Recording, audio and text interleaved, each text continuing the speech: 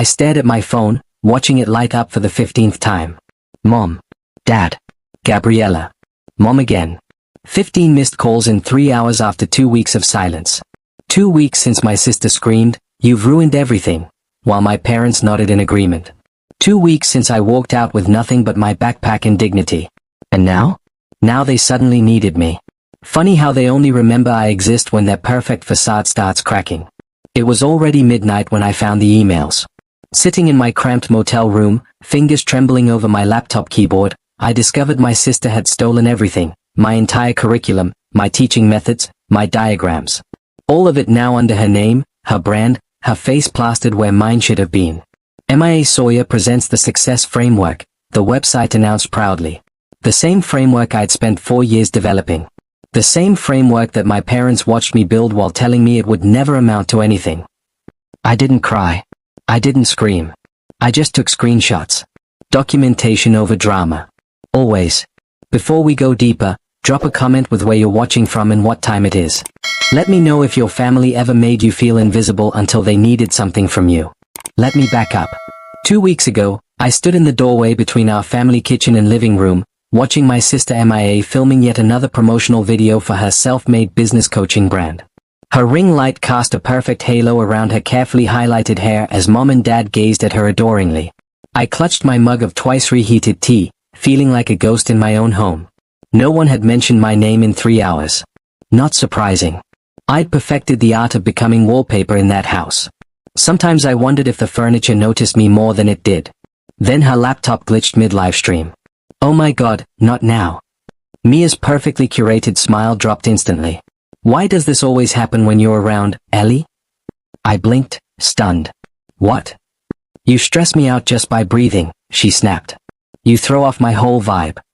I looked around, half expecting someone, anyone, to call out how ridiculous that was.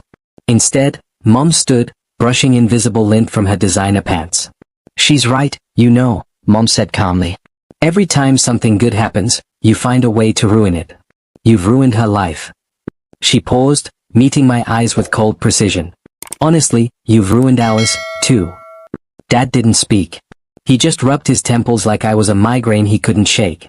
Have you ever felt your entire existence reduced to an inconvenience? I didn't yell. I didn't cry. I just turned and walked away. 15 minutes later, I was gone. No one asked where I was going. No one asked if I'd be back. The night air hit my face like a wake-up call as I headed toward the bus stop. Just another Tuesday in the Sawyer family. Except this time, I wasn't coming back. I rented a motel room with cash, the kind of place with flickering neon and sheets that smelled like industrial bleach. The manager didn't ask questions when I handed over my last $48. His eyes never left the reality show playing on his phone. That night, I sat on the edge of the mattress, staring at a water stain on the ceiling that looked like a question mark. My phone lay face down on the nightstand. Not a single message asking where I was. Then it buzzed once. I reached for it, hope flickering against my better judgment. But it wasn't them. Just a calendar reminder, Mom's birthday gift, delivered 2 years ago. The handcrafted bracelet I'd spent 3 months savings on. The one she never acknowledged receiving. They never opened my gifts. They never opened my letters. They never opened their hearts. But I was done trying to fit into a family portrait where they'd already cropped me out. The next morning, I counted my resources, $237 in my account. No job. No home. But something about that reminder felt like a challenge rather than a defeat. I walked to a coffee shop with free Wi-Fi and $1.75 refills. Ordered the smallest size and claimed the table closest to the outlet. By sunset, I'd applied to 14 online tutoring positions. Specialized in SAT prep, writing support, and study planning. Patient and reliable. Under About Me, I wrote, I believe in showing up even when no one else does. Do you know what it's like to build something from nothing but spite and determination? Within days, responses trickled in. 2 high schoolers need test prep. An adult studying for their GED. The library 2 blocks over let me borrow laptops for the sessions. Every thank you from my students felt like mortar between bricks, slowly building a foundation no one could take from me. One girl, Zoe, said during our second session, "You're the first person who explained this in a way that actually makes sense." It felt strange being seen by strangers in ways I'd never been seen at home. A week after I left, I was scrolling through social media when I froze. There, on Mia's profile, family is who shows up when it matters. Don't ever forget that. The caption sat beneath a photo of her and my parents, all holding champagne flutes, all beaming. But it wasn't their fake smiles that caught my attention, it was what hung on the wall behind them. Our family portrait. Only, I wasn't in it anymore. I zoomed in, disbelieving. Same beige textured wall. Same lighting. Same poses. But where I once stood, awkwardly smiling at 16, was now just empty space. They'd replaced the photo with one where I didn't exist. This wasn't an accident. This wasn't an oversight. This was the final eraser stroke. Official. Complete. I'd been removed. Would anyone even know I was ever there? 3 days later, while organizing my email, I found it, buried in my spam folder. Subject: Family Podcast Opportunity. MIA had accidentally CC'd me on an email to a PR representative. She's just bitter and emotionally unstable. We don't talk for a reason. It's taken years to rebuild our family's image after her dramatics. My hands tightened around my phone. I didn't cry. I didn't scream. I took screenshots. That evening, my old friend Kira knocked on my motel door, clutching something wrapped in a kitchen towel. "Ellie," she whispered. "They told me you were in trouble." I didn't believe them until I found this. She handed me a small envelope, one I'd mailed to my mother last year. Still sealed. My handwriting is on the front. "It was in your mom's desk drawer," Kira said. "Under expired coupons." I slid my fingernail under the flap. The paper peeled back without resistance. "Mom, if there's still space in your heart for me, I'd like to sit there again. Not asking for everything, just a conversation. I miss you. Love, Ellie." Even my words weren't worth opening. "That's not all," Kira said, sliding printed pages across the table. "Mia's new coaching site. I recognized your work immediately." I scanned the pages, breath-catching. She'd stolen everything. My curriculum, my diagnostic rubrics, my exercises. Even the color scheme. "She told me you gave it to her," Kira added quickly. I knew that was a lie. I laughed, a short, hollow sound that died before reaching my throat. "Even my sidebar design," I muttered. "Even my exact wording." Kira sat quietly while I absorbed the betrayal. Have you ever watched someone take credit for your life's work while simultaneously erasing your existence? Later that night, after Kira left, my phone began buzzing uncontrollably. First Dad. Then Mom. Then MIA. 14 missed calls in 3 hours. The final voicemail was from my father. "Ellie, your sister's getting dragged online. Someone leaked that her materials were stolen. She's saying you're lying, but we need your help to fix this. She's not handling it well." No apology. No acknowledgement. Just the usual pattern. "We need you when it burns." I sat in silence, watching my phone light up again and again. "They only ever call," I whispered to the empty room, "when I can fix what they broke." I considered deleting everything. My curriculum, my notes, my plans. Let them have it. Let them win. But then I noticed a folder I hadn't opened in years. Grandma, Legal. Inside was a scanned document I'd almost forgotten. Grandma's will, specifically naming me as the legal heir to her educational materials and curriculum frameworks. The very work MIA had stolen.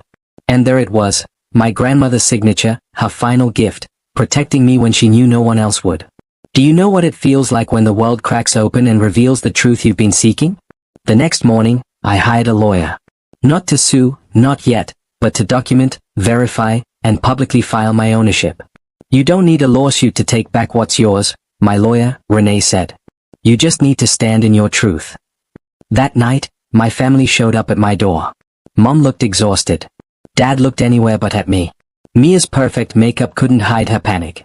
"We made mistakes," Mom began, hands clasped. "But family means forgiving." I didn't blink. "No," I said softly. "Family meant not burning my letters. It meant opening my envelopes. It meant including me in your family photos. I'm not fixing your mess this time." I didn't slam the door. I simply closed it with a soft click and turned the lock. The next morning, I woke to an email notification: "Your professional site has been flagged for copyright violations."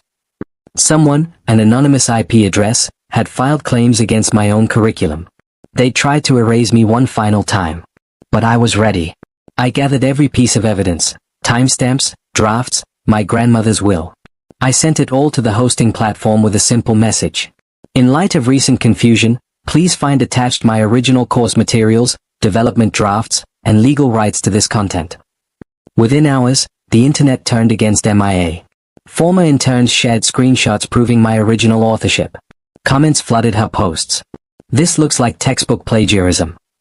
Why is Ellie not credited on anything? You'll believe the family brand too easily. I didn't respond. I didn't need to. Instead, I sat with my tea, legs curled beneath me, feeling not small but still. Not weak but certain. Then came the legal injunction. Mia's team was trying to block my site permanently. Simultaneously, a Reddit thread appeared painting me as the jealous sister out for revenge. I almost closed my laptop. Almost. But one comment caught my eye. Funny how the receipts always show up when the loud ones overplay their hand. So I turned on my camera. No makeup. No special lighting. Just me and the truth. I showed the documents. The timestamps. The side-by-side comparisons. The emails where they discussed erasing me. They say silence is strength, I said quietly. But sometimes truth needs a voice. This is mine. Within hours, my phone wouldn't stop buzzing, not with family calls, but with support. Former students shared their stories. She helped my son pass his GED. She's the reason my daughter got into college. Even the Reddit moderators locked the thread, labeling it misrepresentation. Something was shifting, slowly but undeniably. Late that night, Mom left a voicemail. We're sorry. Not for everything, maybe not yet. But for letting it happen. You didn't deserve that, Ellie. I didn't call back. The next morning, a certified letter arrived.